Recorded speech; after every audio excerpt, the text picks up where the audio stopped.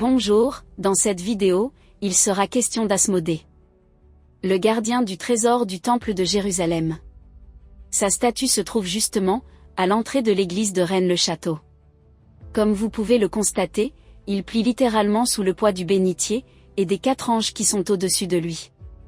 Un lourd fardeau pèse sur ses épaules. Le bénitier dans son ensemble représente le Vatican. Pour faire simple, derrière un visage d'ange, se cache le diable. La phrase « Par ce signe tu le vaincras » est inscrite au-dessus du bénitier. Ceci fait référence à la célèbre phrase, qui est apparue dans la vision de l'empereur romain Constantin Ier, en octobre 312, « Par ce signe, tu vaincras ». Dans sa vision, un chrisme flamboyant lui apparaissait dans le ciel. Ici, la phrase « Par ce signe tu le vaincras » nous renvoie bien au chrisme. Car c'est bien un chrisme qui est apparu à Constantin et non le signe de croix que nous connaissons actuellement. Beaucoup de phrases comme celle-ci ont été mal interprétées, comme la phrase se trouvant sous le porche de l'église, ce lieu est terrible. Mais revenons au chrisme. C'est un symbole chrétien datant du christianisme primitif. Un symbole rassemblant les premiers chrétiens, alors qu'ils étaient encore persécutés.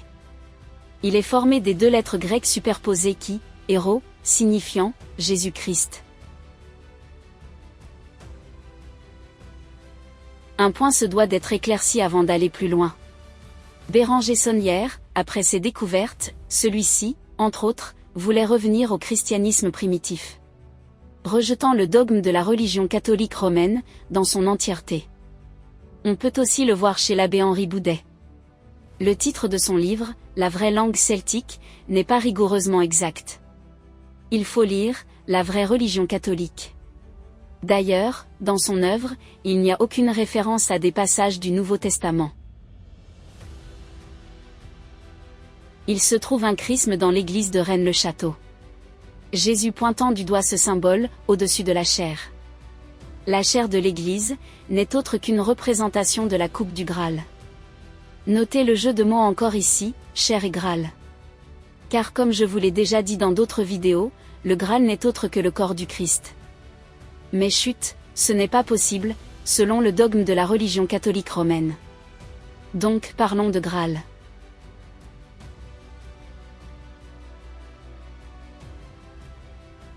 Regardez bien les inversions dans ces 4 représentations. À vous d'en deviner le sens. Saint Antoine de Padoue est le saint que l'on prie lorsque l'on a perdu quelque chose, et qui se doit aussi d'être remercié lors d'une découverte.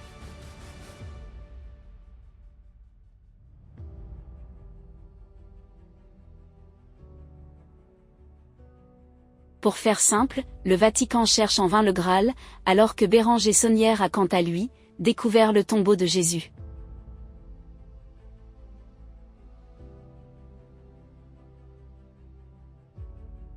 Regardez bien les 2 mains du diable. Il n'a qu'une envie, c'est de tenir dans ses mains le fameux Graal.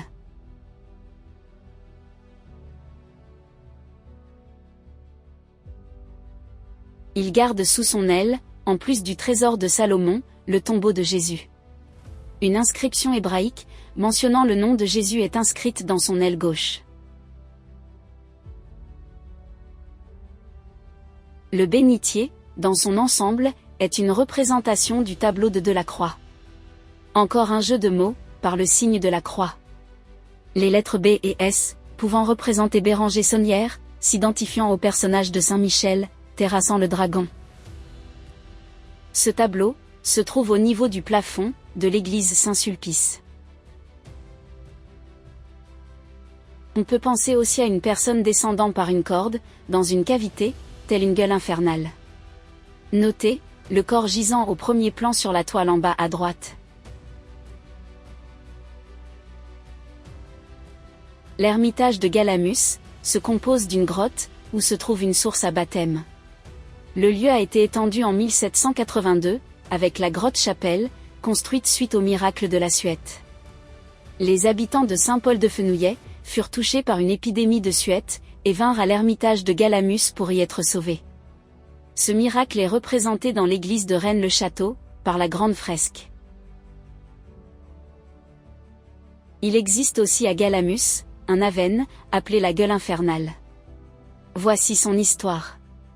En 1597, Albert Fonsemap, en compagnie d'un religieux, Marie-Bernard Broge, décide de descendre dans un boyau circulaire, se trouvant dans la grotte de la Vierge. Cette ouverture dans l'ermitage de Galamus, par laquelle ces deux hommes ont pénétré sous terre, est appelée la gueule infernale. Cette dernière partie des cavités de Galamus devait avoir une extension considérable, car 3 jours plus tard, seul Albert Fonsemap en ressortit. On ne saura jamais ce qu'il advint de Marie-Bernard Broge, car seul Albert Fonsemap fut retrouvé par des journaliers de Bugarache. Couvert de blessures, il ne se souvient de rien. Sortant parfois d'une léthargie agitée, il profère des propos incohérents et délirants. Il décède 3 semaines plus tard, dans une crise de délire, apparemment sous l'emprise d'une terreur incontrôlable. Le récit des derniers jours de ce malheureux est tenu dans la note manuscrite de 1601, d'un certain Monsieur Poinsett, qui, assistant le chirurgien, recueille minutieusement les propos et circonstances de l'accident. On constate simplement que Monsieur Poinsett s'intéresse prodigieusement à tous les faits relatifs au site de Galamus, sans qu'on puisse en deviner le motif. Sans doute à la suite de cette tragédie le père Albouy fait obstruer définitivement cette gueule infernale, et dont l'accès comblé, est aujourd'hui introuvable.